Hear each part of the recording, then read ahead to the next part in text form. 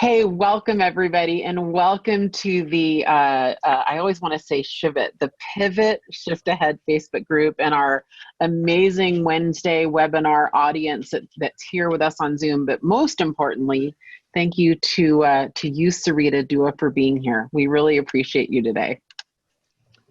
Thanks for having me. Mind if I embarrass you right now? Yeah, as if you need to ask. I'm expecting it. You are? Okay, good. So I'm going to embarrass Sarita because she's super modest and I think she's pretty amazing. So I'm going to properly introduce her.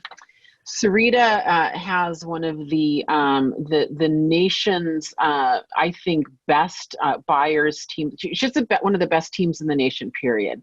But I think one of the things Sarita has done masterfully is she has had an extremely high-level real estate team in Portland, Oregon for over a decade, Sarita, now? Is that 16 years and operating the team years? Since 2011.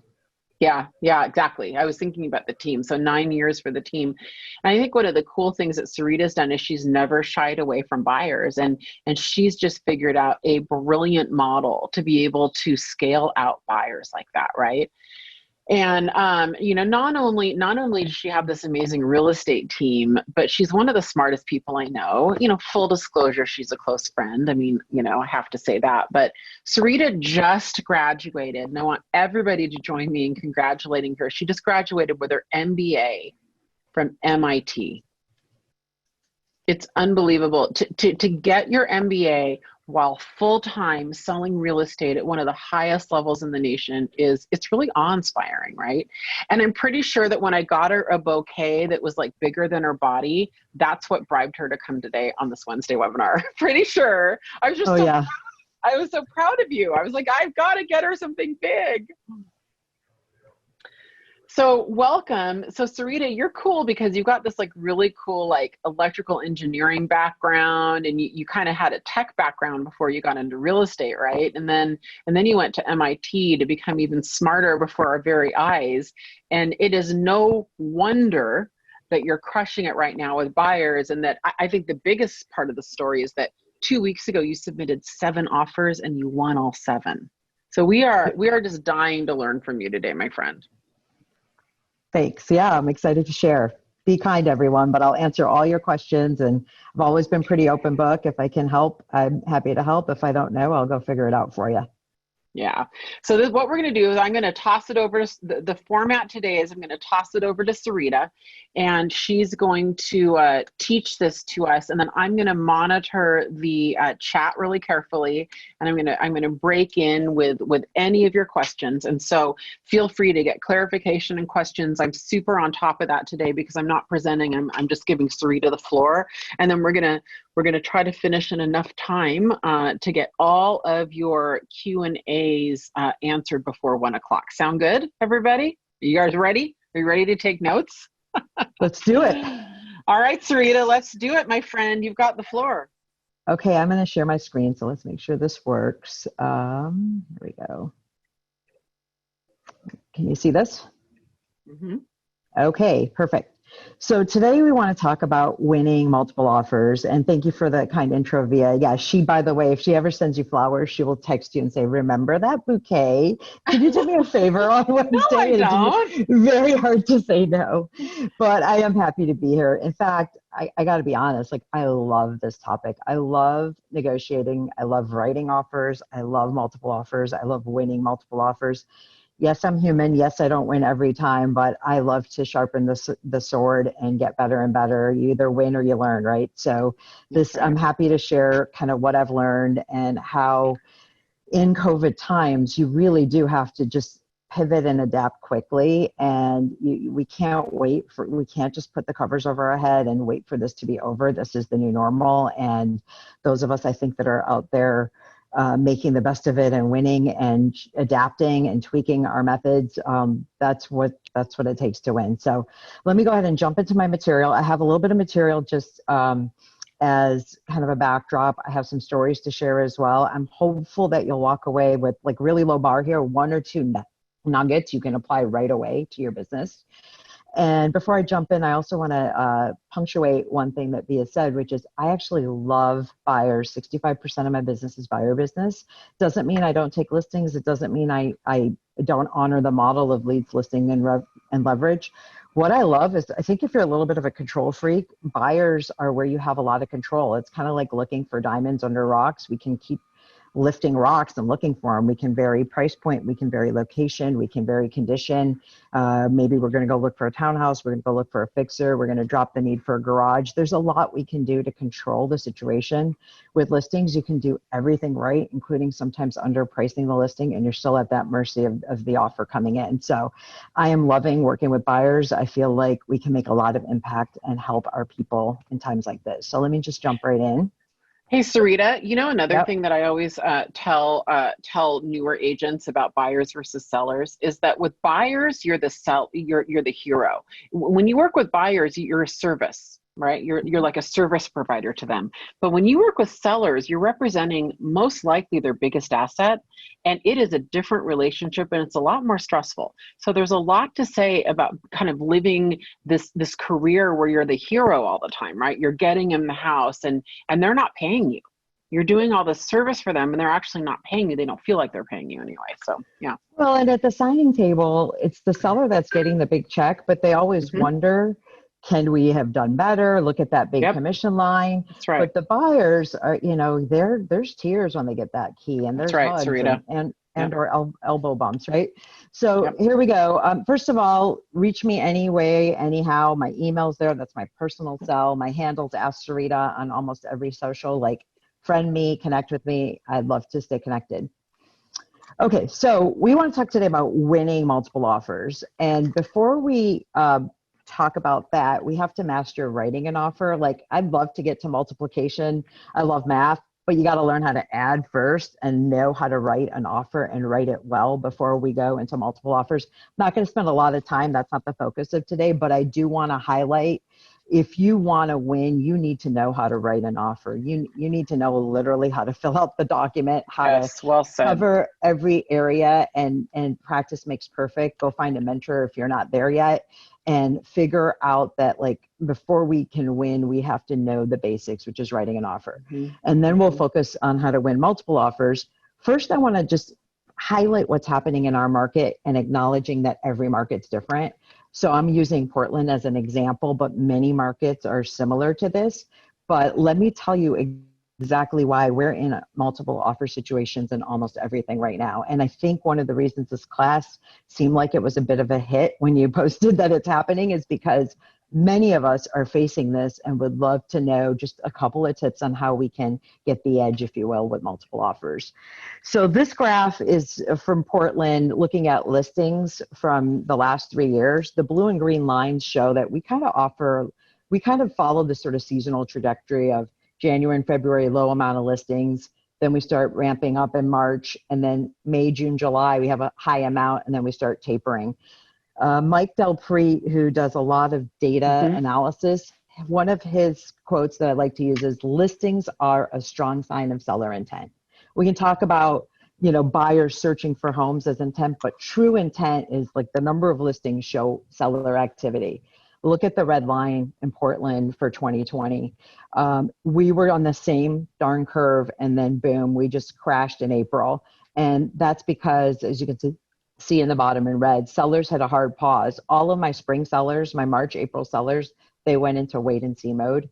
There's COVID. We don't know what this is. I don't know if I want people in my house. What's a mask? Do I need to go get a mask? We're obviously in a different spot today than we were back in March, but all of our, what I would call voluntary sellers, paused and they took a wait and see approach.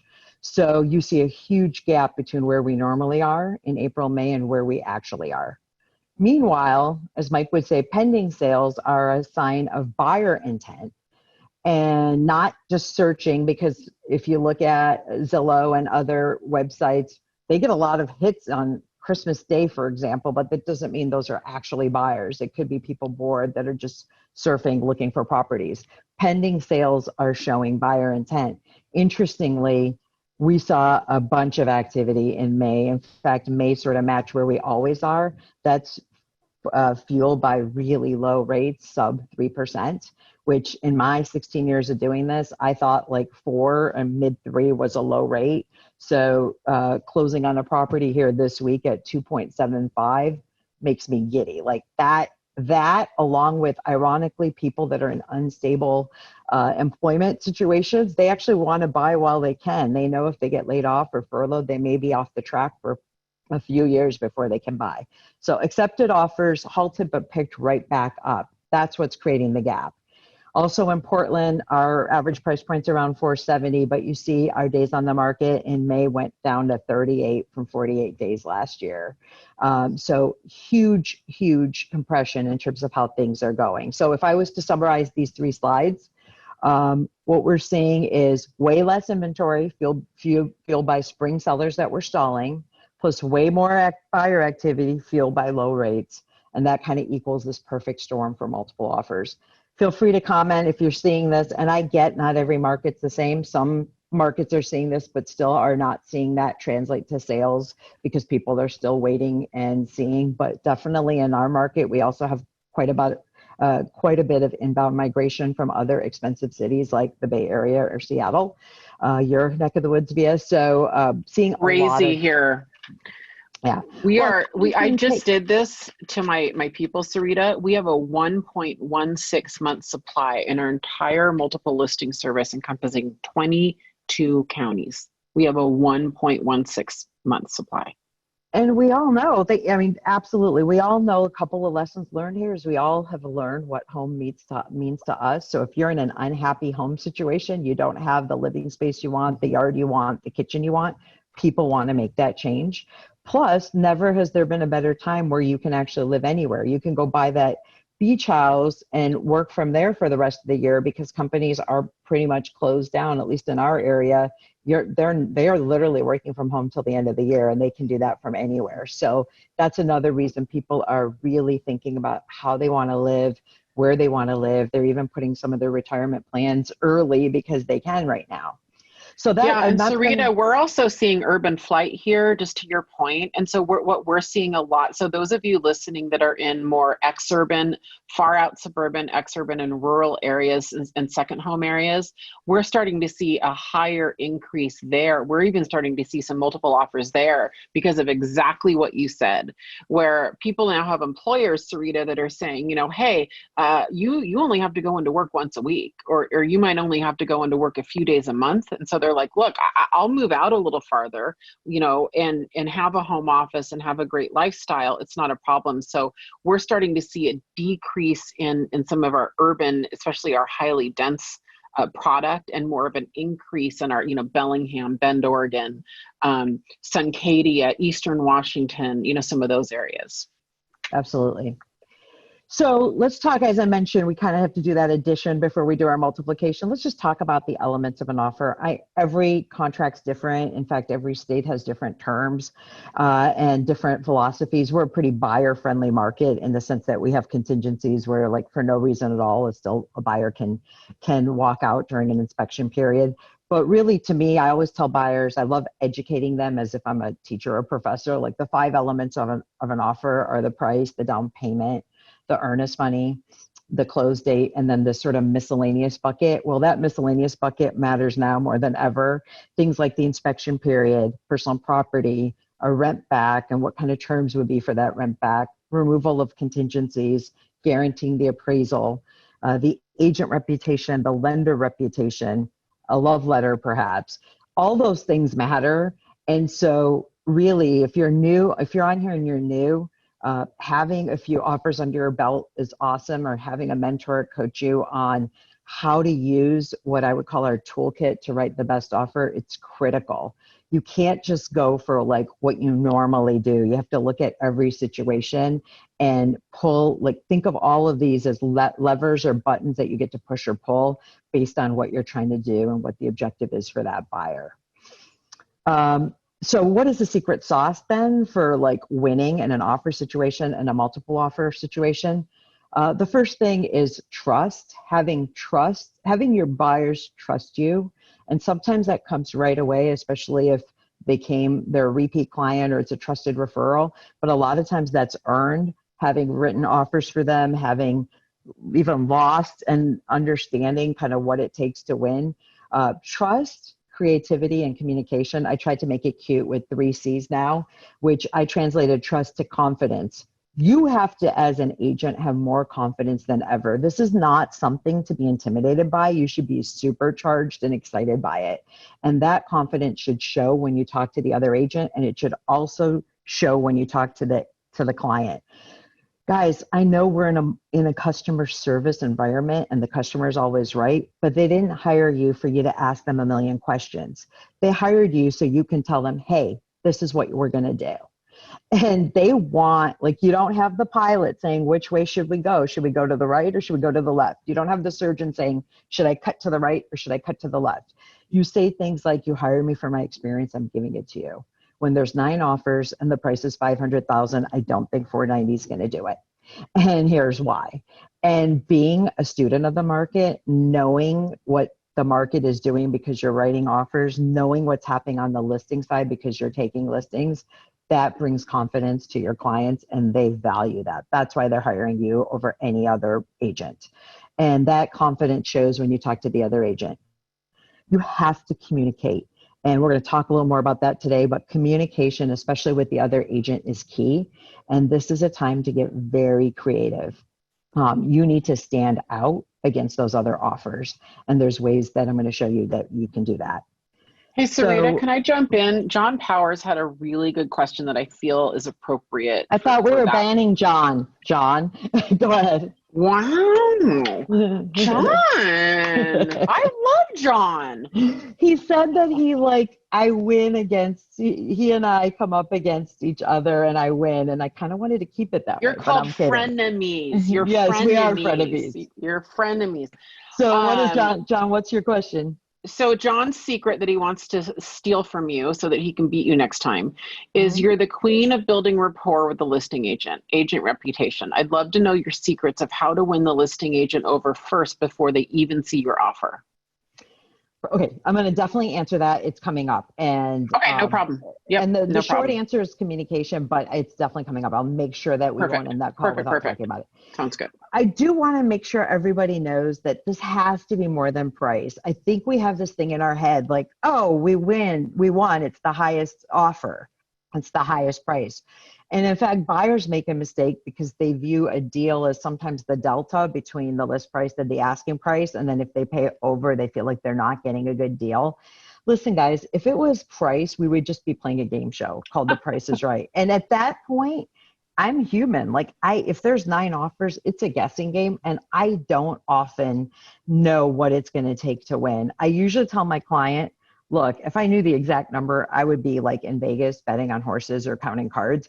I don't know. I can tell you sometimes when I know I think you won't win, but we're just guessing on how high it can go and how out of control it is. So to John's point and to the part about building rapport, by building rapport with that agent, many times I am not the highest offer, but I have the relationship in place so that we will get the counter.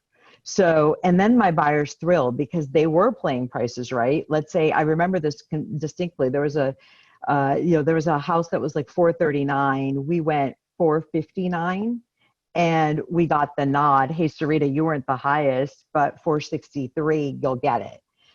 I called my buyers for $4K more. They were happy to do it. They just didn't want to go to $480. And the cool thing is, even if they weren't happy, it was their right to refuse it because we built that rapport and we had great communication and we were professional throughout. So one answer to John's question is really, I hate to say it because rapport can happen with good communication, but you actually have to be a good person with a good reputation up until now.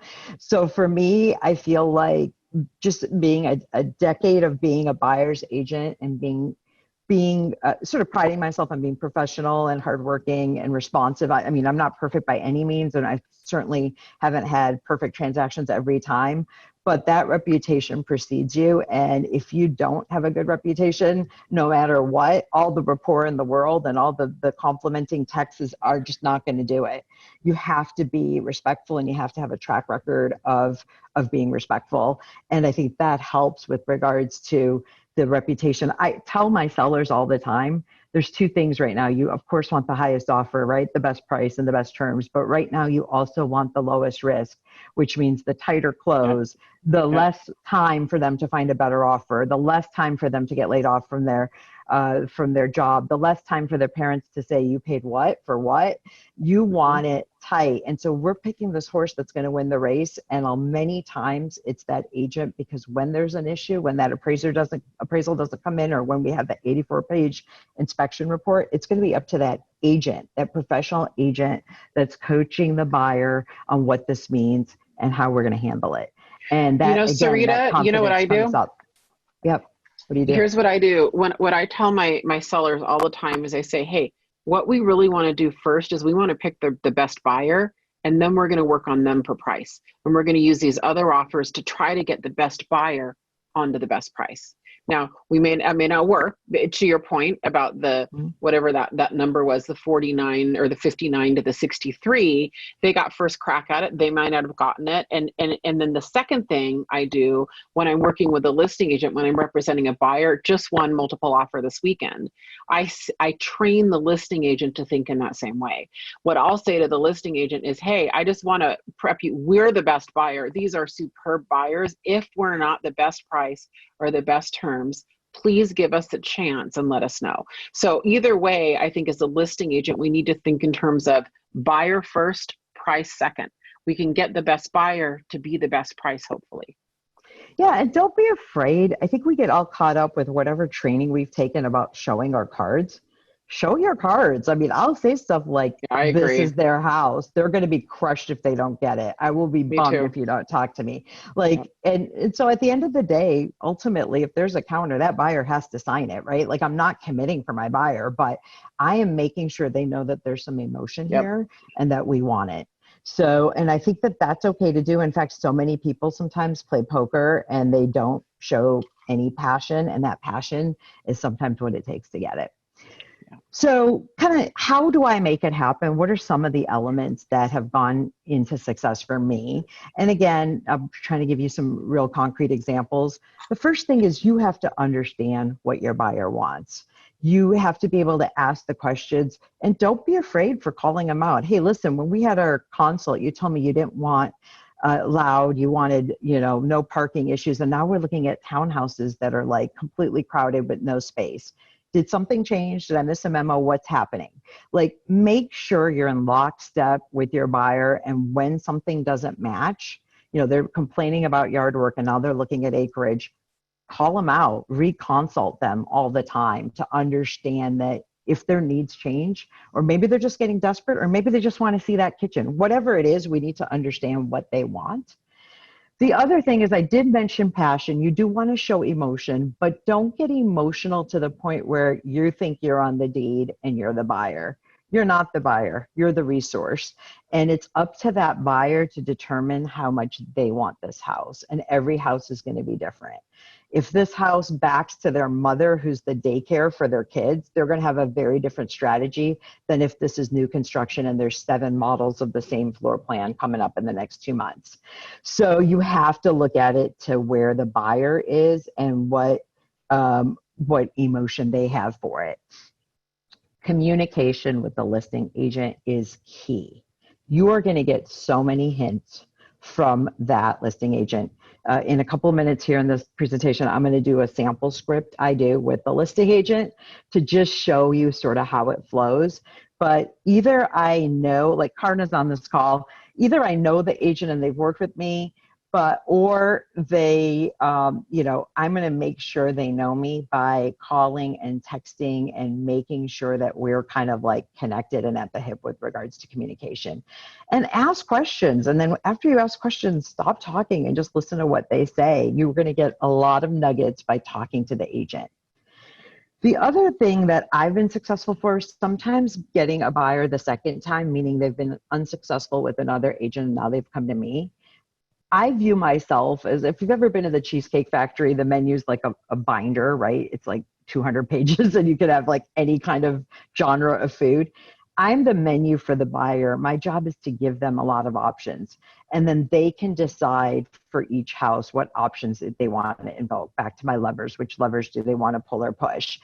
For example, we had one buyer that came to us. They were bidding 20K over asking many times. And I'm like, well, did you think about, we can waive repairs? And they're like, our previous agent didn't offer that. It didn't tell us we could do that. And if I'm willing to pay 20K over, I'm not willing to give away my right to terminate, but I am willing to tell them up front, I'm going to waive repairs. It's like, and I just didn't know I could do that.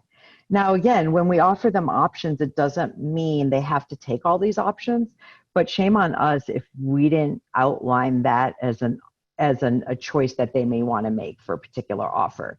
So when we coach our buyers, we make sure they know, like, these are all the ways we can make our offer super strong. You tell me which ones. And then I'll make sure when we're writing it. Now, what about this? We talked about appraisal contingency. What about this? We talked about waiving repairs. And they might say, you know what? I'm not willing to waive repairs, but like the appraisal, actually, I'm not worried about. I have such a high down. I'm willing to even bring more in and have less of a loan amount if that becomes an issue. So they'll tell me for each situation where they're comfortable. So who's familiar with the term BATNA? Is anyone? I can't see the shot, so I'll assume they know. I've never heard of that term. I don't know it. BATNA is amazing. It's from this book called Getting to Yes, which is a book I recommend we all read. The BATNA is your best alternative to a negotiated agreement. So said differently, it's your plan B. So when a buyer's going for a house, you want to ask them, like, if you don't get this, like, what's the plan? The plan might be, well, we'll keep looking. The plan might be, oh, I have this other house I like. The plan might be, I have to have this. I'm homeless in 3 weeks, right? Understanding what their alternatives are and making sure they're clear with what their alternatives are so that they can always sort of compare if things are getting out of hand.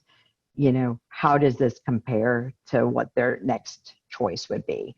So many times when we talk about price, I tell them, look, if there's a deadline, let's say there's an offer deadline for Monday.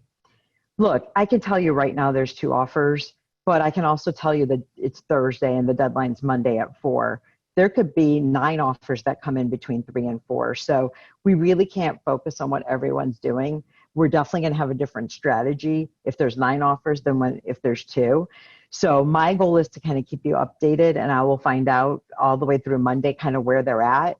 But the issue is I need you to think about what's your highest dollar amount, which means if you go 1,000 more, if someone pays 1,000 more, you can say, good for them. I wouldn't have paid that.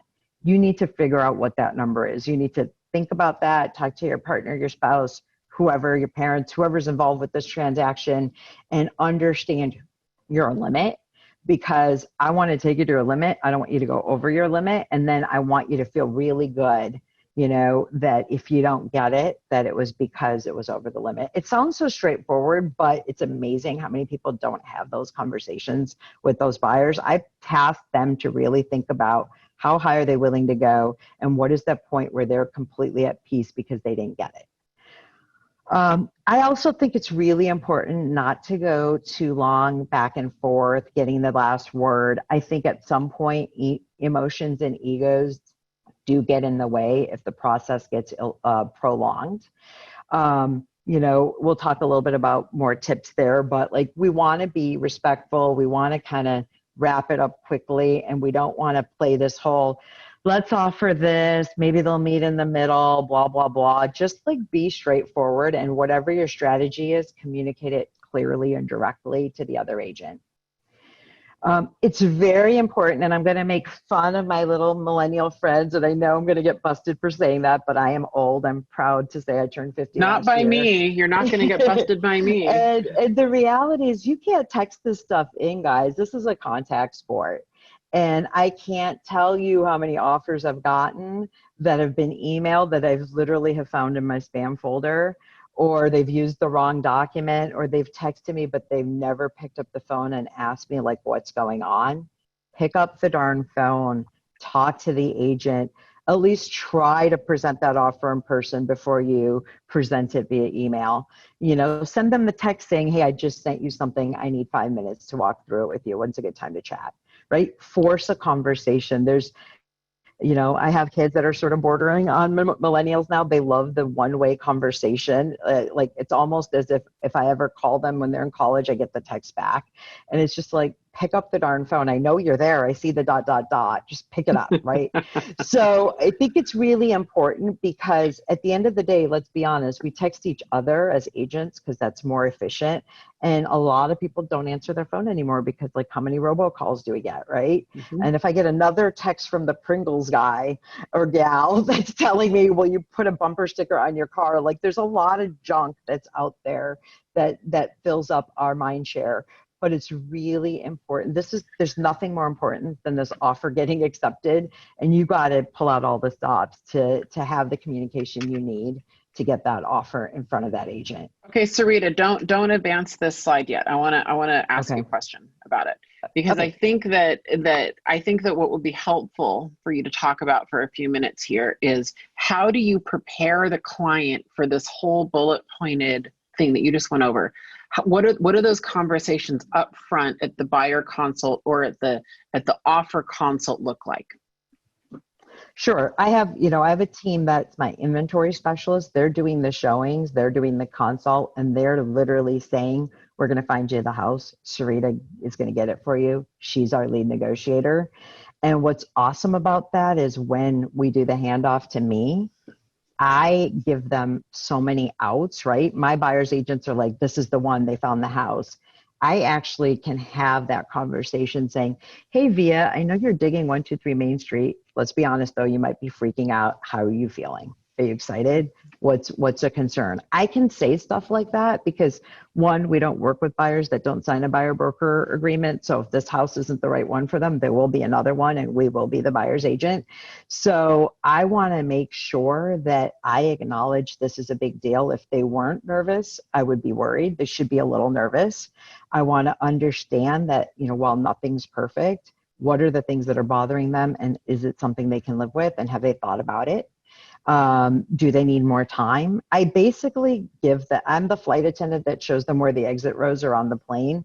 And I can almost hear the collective sort of exhale of relief when they feel like, if nothing else, I'm almost talking them out of it, making sure that they're ready. And then I go back to this slide, right, and say, look, there's like 5 parts to an offer. These are some of the main points. I want you thinking about those things while I go get some intel on what's happening with this house. Now, I didn't do that intel yet because I don't like to show my hands. Like, until you see the house, I don't know if you like it or not, right? But now that I know you're digging it, let me go figure out what I can find out about the seller situation, why they're selling, what their timing is, if they're including the fridge, all that stuff. While I do that, I want you guys to think about your max price. I want you to go to your lender and make sure you get a letter that matches the terms we decide on. I want you to think about all these things, and I will give you a tutorial on how we can tighten everything up. But you need to go off. I go give them homework. So one, I have the conversation where I acknowledge this is a big deal. I understand their concerns, and then I go give them homework.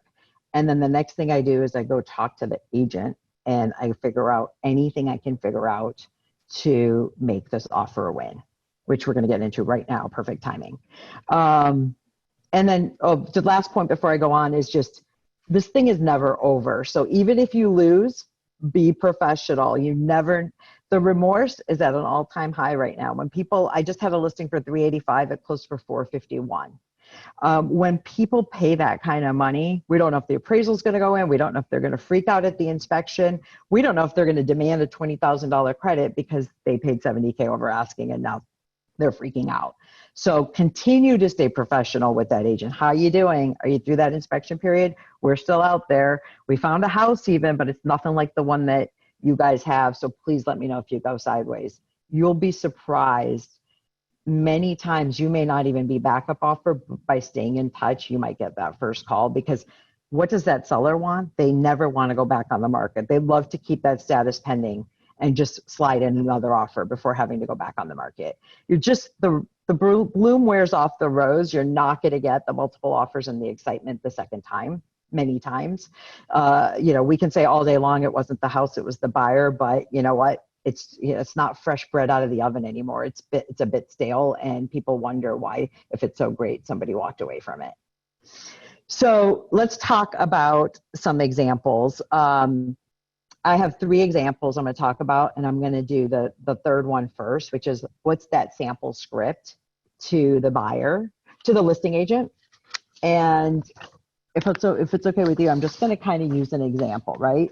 So now I've talked to you, you're digging 123 Main Street. You told me that you like it. You were a little nervous about the street, but you think you're over that. And that's like the only thing you don't like about it, and everything else, it checks all the boxes and it's perfect. So I tell them to go off and think about it while I go call the listing agent. I'm going to share with you just a sample script on my conversation with the listing agent. All you Portland listing agents, feel free to call me out. I don't necessarily have this exact conversation with you, but sometimes I do. And many times we go back so long that I don't have, like, we just know each other and there's trust that we don't have to have a long conversation, but I can still get what I need from you guys. But here's my sample script, and I'm hopeful this adds some value to you guys. So this is me calling the listing agent, feeling them out. Hi, this is Sarita Dua from the Ask Sarita team at Keller Williams. I'm calling you about your listing on Main Street. The agent will say, oh, hi, Sarita. Yeah, Main Street, that's a hot one. You and everyone are calling. Thanks, you must be swamped. I don't want to take up too much time. I just wanted to let you know my people really love it, and we're putting together a great offer for you. Tell me, listing agent name, what would make our offer a real win for your seller? At that, and I love talking. I'm a Leo, and I do love talking. I just shut my trap and I bite my tongue till it's bleeding if I have to, and I just listen. And it is hard for us not to talk, especially if there's a pregnant pause. But it's amazing to me what they will say. Real story, there was a house, I remember this was a long time ago, about 8 years ago. The house was like 380, had been sitting there. We were thinking of offering 360. I called and I literally said the same thing. Hey, listing agent, what's it going to take to make this a win for your seller? Who knows? Maybe it was expiring next week or what. She goes, man, I've had that listing for so long. They would take 350. We were going to offer 360. She told me they would take 350. We offered 335 and we got it for 342 or something. My people were thrilled. And that was just me shutting up and letting her talk. And crazy. Who knew? Maybe it was a secret strategy and they just needed it sold, and maybe the seller told her to say that number. Who knows? Who cares? My buyer was thrilled. So you just stop talking there and let them talk and don't assume anything. And so the agent might say something like, oh, well, thanks for asking. We've had like 9 showings yesterday and everyone's looking at it, and I have 4 offers in, and the seller just wants the best offer. Now, I'm obviously stressed, right? Because I don't know what best means at this point. So I'll say something like, I see. So I'm hearing you say best offer, highest price. What else, listing agent? Do they know where they're going next? Do they have their move out date set? Well, no, actually. So would there be value for a rent back period? Actually, that might be great. They've been so busy getting the house ready that they haven't figured out yet where they're going. Ding, ding, ding. That's like a hint, right? Which is they don't know where they're going. There may be huge value in having some time after close for them to figure it out with money in hand. And then I'll say something like, sounds good. I was actually going to ask you why you're moving. Anything you can share there? My clients were just curious. Again, I don't know all the rules and what you can say and what you can't. I just say, hey, why they're moving? And then I stop talking and I see what they say. Yeah, I totally understand. The agent says that's a fair question. They love the house. It's just too big for them. And they're actually ready to rent because they want to be really close to their family, who's their daycare for their kids. So they're moving back to where they moved from. Unfortunately, they do need to sell before they can even think about buying or rent. So that's the first domino. Great. I'll say something like, great, I get it. I moved from the East Coast, kind of kicking and screaming. It took me a while before Portland felt like home. Totally understand where they're coming from. And then I'll say something like this. I try to use humor just a little. I'm not the funniest person, but I will try a little bit just to be memorable. I'll say something like, and I almost hate asking because at the end of the day, we're real estate brokers. We're not used appliance brokers. Do they plan on leaving the fridge and washer dryer? In our market, typically most kitchen appliances are included, but usually the fridge and washer dryer are extras. Anything else they plan on taking? And alternatively, is there anything they don't want to deal with that they just want to leave and we can handle for them? I just want to ask about inclusions and exclusions, so we're very clear, and I can write as clean an offer as possible. And she says they actually want to leave that stuff. They will probably go to a smaller apartment, so they may not have room for their appliances and they don't want to deal with selling them. Great. One more question. What's your Esco preference? I don't see it listed in MLS. And then I'll say something like, perfect. You sound like a great agent. I would love to work with you. You will be hearing from me. Is there any questions you have for me? You know, she might ask, who's the lender? Have they written a bunch of other offers? How long have you been working with them? I'm honest. I answer all those questions honestly. And then I will recap. To recap, I'm hearing you say a strong offer and price with timing flexibility for possession after close and minimal headaches might score points with you and your sellers. Does that sound right?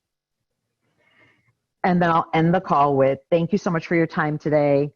And I will always text the agent after saying it was great talking to you, because I want to make sure I'm in their phone and they start recognizing my phone number, whether it's text or phone call. Okay, so like, I know that doesn't sound like rocket science, and those of you are like, probably like, I'm sitting in this class and she really is not teaching us much, like, duh, this is just a conversation with the agent. But no, chat is blowing up. They love this script. I'll be honest, like most people don't do it because like we're too busy and we've just gotten out of habit from like doing the real work, which is having two-way communication. Your goals for that script is to develop a meaningful bond, as John asked earlier with that rapport, develop a meaningful bond with the listing agent, point out any way that the seller's connected with the house, show the seller like this means a lot to the buyer. The fact that I'm calling, it means a lot to the buyer. Think about the golden rule. What would you want if you were the listing agent in that position? Try to be fair, try to come from win-win, and appeal to their desires, right? Like make sure you play back what you heard, make sure you show that you're listening. So that's my sample script. It's not, again, not rocket science, but it is amazing. It's just amazing what you can find out that will just give you that little secret edge, right? Now I know so now maybe I do a quick close with up to 59 days rent back at no cost. Well, guess what? At $3,000 a month, that's a heck of a lot cheaper than tens of 20s or 30s of thousands of dollars over asking, and it gives the client less risk. Many times, yeah, they want a high offer, but they're a little uncomfortable if it gets too out of hand, right? They still want to make sure it's going to close, but they want that peace of mind, quick close, low risk, and lots of flexibility. So I'm now going to talk about the swoop, and Karna's going to laugh because this just happened with her. It just happened again with another agent. I call it the swoop because I really love swooping in and stealing a house when we can. So Karna, I'm picking on you, but we just closed and delivered keys yesterday. She had a great listing in an area that my buyer was looking for. We've been helping this buyer for over a year. We've written a lot of lowball offers because, quite frankly, the homes were bigger and he was really fixated on like, what's the right deal? The cool thing is we had seen so much and we knew the market so well that when her listing came on, he just knew that was the one. And it was kind of one of those rare medium-sized houses that was in impeccable condition with the schools that he wanted. Later in, he's been living in an apartment with his two teenage boys and wife during COVID, and his motivation has definitely become more accelerated. So Karna's listing, she had 7 showings. She had a deadline for Monday. I listened to all of what she said, and we wrote, I think we sort of swooped in and we wrote like what I call that killer offer. It was strong in every way.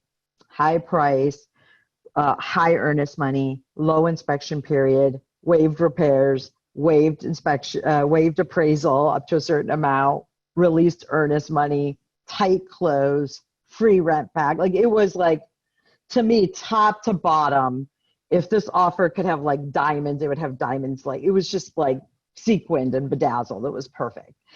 And I just said, hey, like, I know your deadline's Monday. I'm not trying to not listen to you.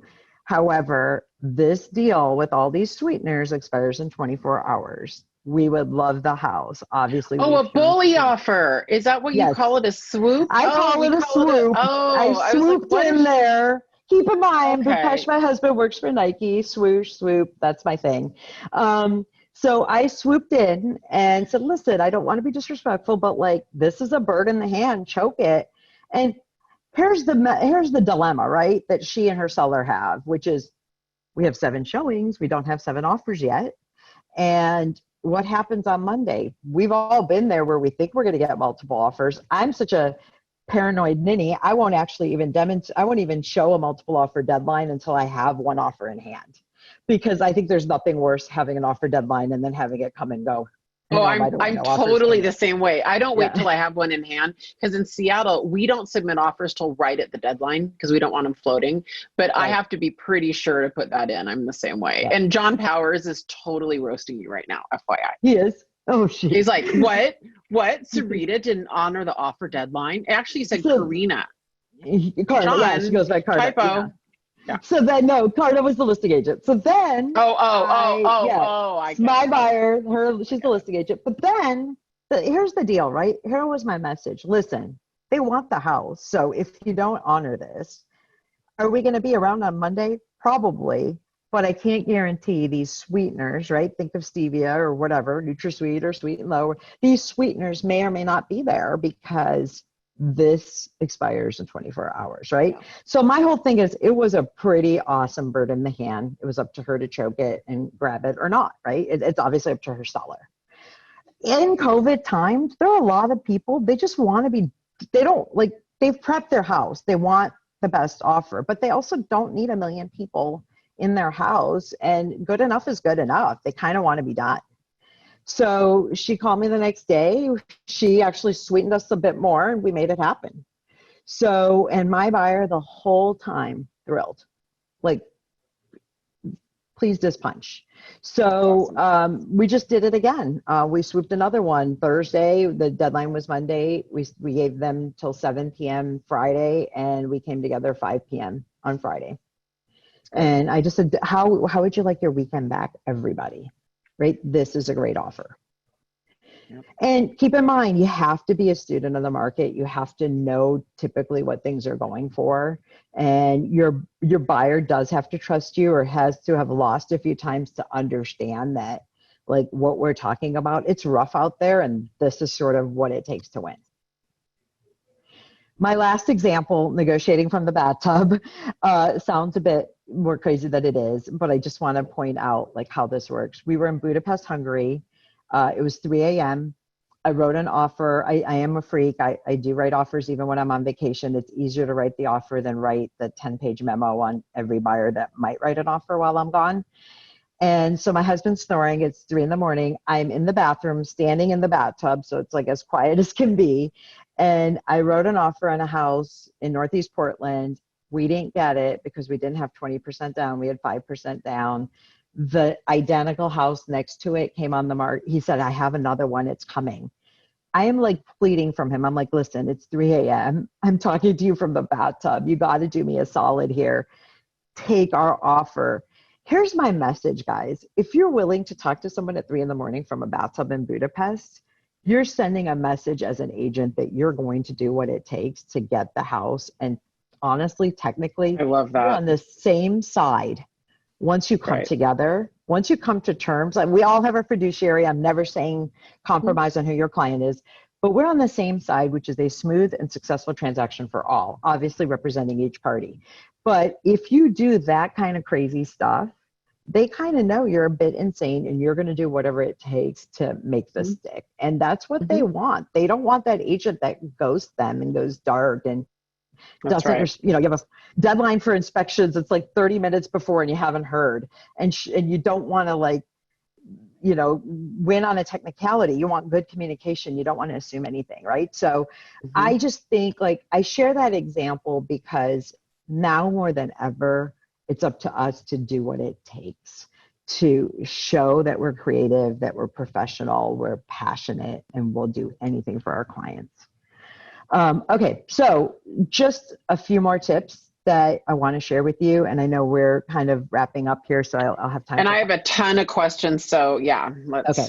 So the first thing is always negotiate, meaning, and sometimes, but remember, sometimes the deal is getting the house. So negotiate might also mean, again, using all those levers to present the best offer. But, this is a negotiation. It's understanding what works for the seller. It's understanding what works for the buyer. I have had situations where my buyer hasn't had 20% down, but they've been the sweetest buyer. We've had such communication. I just had one that also closed in Southeast Portland. The agent called me up. Andrea is her name. She's like, Sarita, I can't even believe they're doing this, because we were actually I knew we were identical to the other agent based on some of the notes she was kind of giving me, like, it's going to be a tough call. When an agent says that, you're kind of neck and neck. And I kind of told her, with my buyer's permission, that we would go 5K higher. I can't even write the addendum, but like, if you counter it, we'll take it. She called me back with practically tears in her eyes, because they accepted our offer without even going 5K higher, because my clients reminded them of them. They were moving to the Bay Area. My people came from the Bay Area. They did have a sweet note, and they just like loved their people. And I was like Johnny on the spot. I mean, I swear I texted her every hour. So, I mean, I think she was almost like, she probably didn't even want to call me to tell me I didn't get it, but like, that's how much I was annoying / persistent. So always negotiate in the best interest of your client, but remember to remind your client that the deal many times is getting the house. Be a good human, be responsive, be honest, be professional, have integrity. Don't tell them there's 3 other houses that work for them if they don't. Don't tell them you have multiple offers if you don't. Like, just be like, I think all that stuff comes back to bite you. You don't have to like overshare everything, but like, just have high integrity. It will come back in spades, and it's why you'll get selected for that match if you're known to be professional with high integrity. Honor and respect deadlines, but as I mentioned with the Swoop, don't assume they stay static. Someone can say there's a Monday deadline. That doesn't mean that the seller won't get fatigued and will take it before. So I tell them all the time, this is what it's saying now, but still, it's better to maybe get that offer in. Yes, they may use that offer against you, but I don't know about you guys. As a listing agent, I don't think I want that offer that came in 2 minutes, that saw the house 2 hours before the deadline and came in 2 minutes before. You just wonder how they're going to feel the next day. Any of us as a listing agent has been faced with that dilemma, Sarita, and I've had a couple people privately message me about it. When we switch seats next week and we have Sue on and then Mike Perna on the next week to talk specifically about being a listing agent, we're going to bring that up. I have personally taken bully offers before, because remember, guys, at the end of the day, our fiduciary is to our clients. And when we're the listing agent and we're representing the seller, if it really serves them to take that offer, that's what matters today. For now, we're talking about buyers, and Sarita won by coming in with the Swoop. And I think that's what matters for today. Yep. Do your homework, know the comps, know why another house is lower or higher in price, and why. I have a lot of clients that are really fixated on dollar per square foot. Hey, remember, some of those solds, well, guess what? They're sold. They were 6 months ago, they were 3 months ago, they were in the height of COVID, they're gone. Who knows if a seller underpriced that house just to get it gone? We don't know their situation. We don't know if that sale represented their family being together on the same coast of the US, right? So just like, look at the market today, know the competition. Don't insult the listing agent by bringing up a fixer and trying to use the same price for justification for why your price should be lower. Like, just be smart and know your inventory. Do not make it about what my buyer wants or what my buyer needs. Understand what the seller wants and make it a win-win. It's not about emotion in terms of what the buyer has to have. You do want to come from win-win. Understand what works for the buyer and what works for the seller. Know when to use data, but also know when to use emotion. Passion is good, as witnessed by my examples. As I mentioned, strive for win-win and definitely build rapport every chance you get. So I'm open for questions. And then these are the 2 resources I had. The BATNA is from, this is like, to me, the Bible for negotiating, Getting to Yes by Fisher and Uri. Most business schools still use this as the the premier book for negotiations. Chris Voss is an amazing FBI hostage negotiator. I had the pleasure of watching him speak in person. Never Split the Difference is also an amazing book on negotiating tactics. So that's kind of what I had for today. I'm definitely open to a few questions, and I hope I didn't talk too much. No, you didn't talk too much at all. It was superb. Because of time, I'm gonna take all of our questions and kind of whittle it down to two primary things that kept coming up, Sarita.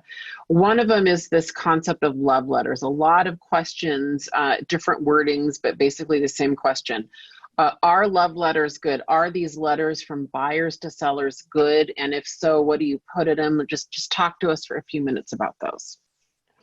Yeah, I mean, at the end of the day, there's all sorts of debate about everything, right? Fair housing, how much personal info should you share?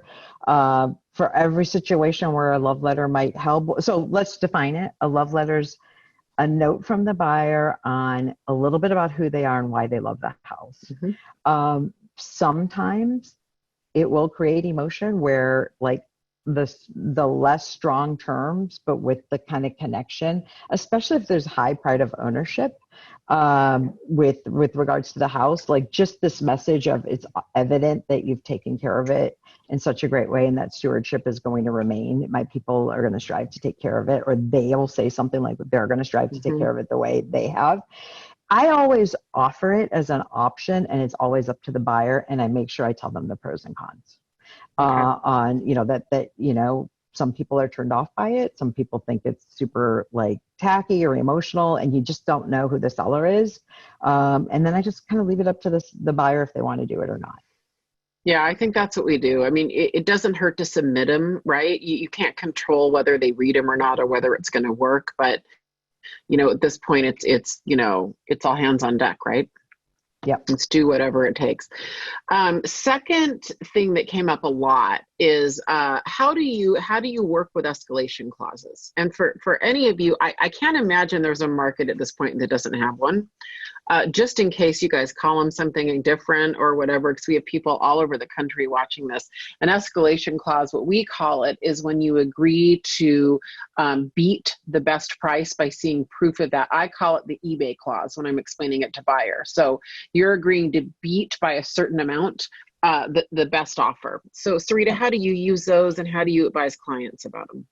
Yeah, and I'm just watching the chat real quick on the love letter too. Is it doesn't hurt to just ask the agent, hey, would a note be appreciated by your seller from my buyers? And like, let the agent give you some feedback on it, because she or he knows the seller best. With regards to escalation, many times in our market, it's best and final. I explain to the buyer that we have escalation. It's really a conditional offer, right? You're willing to go X, but you'll only go to Y if someone else goes higher than X. So sometimes you'll get points by just going to your best number, and you are showing your cards. So with multiple offers, many listing agents will say, look, I don't want escalations. I want best and final, because I can't escalate everybody over everybody. I always offer it and explain how it works. And usually the listing agent will tell me if they'll accept them or not, and the buyers will decide if they really do want to show their hand or not. Sometimes it's, I'll get some clients that are like, it's $390. I'm going to go $390, and then I'm going to pay $500 over anyone up to $450. And I'm like, no offense, but maybe your $500 isn't that exciting, since you weren't willing to do it unless you had proof. The truth is, there's not many arm's length apples to apples offers, right? They're so different. So it's really hard to say, like, I got this exact offer that this was really high, but they didn't have this down payment, or they didn't have the close date, or they didn't have whatever. So I just tell people, like, figure out that limit and go to your best. I find personally, this is just personally, escalation's a bit of gameplay. Why be conditional or contingent on what others are doing? I would rather tell the seller through the agent, hey, we do not want to lose based on price. We've put together an amazing offer, and I would be bummed if we lost on price. Please let me know if you think you need an addendum. You'd be surprised how many people will get me an addendum. Yeah, I bet it. I'm a big believer in escalation clauses, and I use them both buyers and as a listing agent. And I respect both stances. I use them very effectively.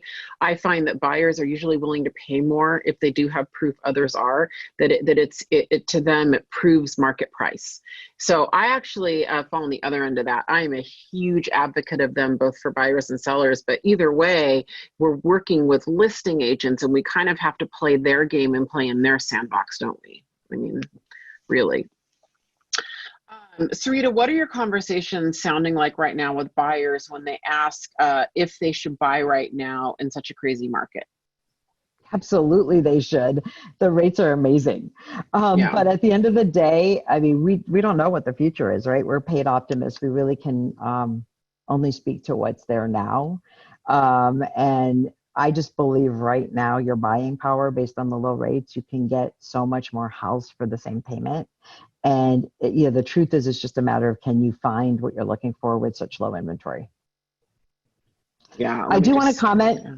I see a little bit of a conversation around how does the swoop help you with your reputation? Isn't that a little that one. Yeah. unethical if you're like sort of not listening? The truth is, it's another option for the seller, right? I mean, we never strong arm anyone. We just present an option, and it's very similar to writing a letter to a neighborhood saying, hey, you might be thinking of listing your house. My client wants this neighborhood. You may not want to go through the headache of listing. I legit am not looking for your listing. I have a buyer. I do a one-party agreement. Similar to that, it's like maybe they just want this to be over. We're never gonna say take it or leave it, and we're not gonna be there. And it's just an option for the listing agent to present to the seller and the seller to decide. So in a short 1 hour, I might come off as direct or harsh, but the truth is, I think you can do it very professionally. Mm-hmm. And at the end of the day, you tried. If it didn't work, that's right. Yeah, and I would wrap this up, Sarita, by saying that, because we're focused on buyer representation today, it does nothing to your reputation as a buyer's agent, right? In fact, if anything, it enhances it. I do think it's a valid question when we're now getting in the other shoe and talking about being the listing agent. I don't think it's a bad thing to take a bully offer, by the way, but I think that you have to take that into consideration. I also make sure I call and text every single person who showed it and plans to show it and say, listen, we've got a development. Right. We got this offer. We have to respond by tomorrow. Please let me know ASAP if you're thinking of writing. Like at the end of the day, we do what's right for our seller. Yeah. And offers is not a bad thing.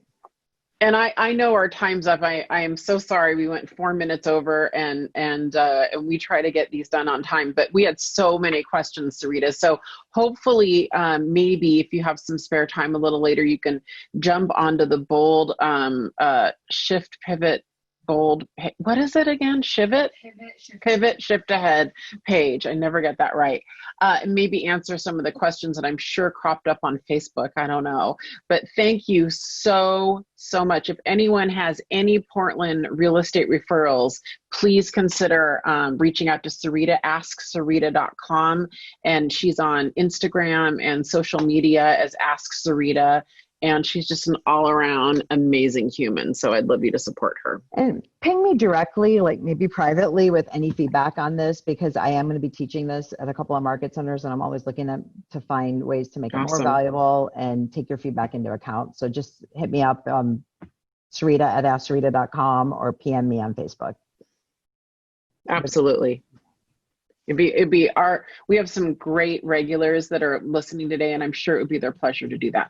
All right, guys, have a fantastic week. We will see you noon Pacific time, 3 p.m. Eastern time next Wednesday. So a week from today with Sue Adler, and we are going to talk everything she is doing right now to get sellers in phase 2. You won't want to miss it. Thank you again, Sarita. Have a great week, my friend. Thank you, everyone. Appreciate it. Bye-bye. Bye-bye.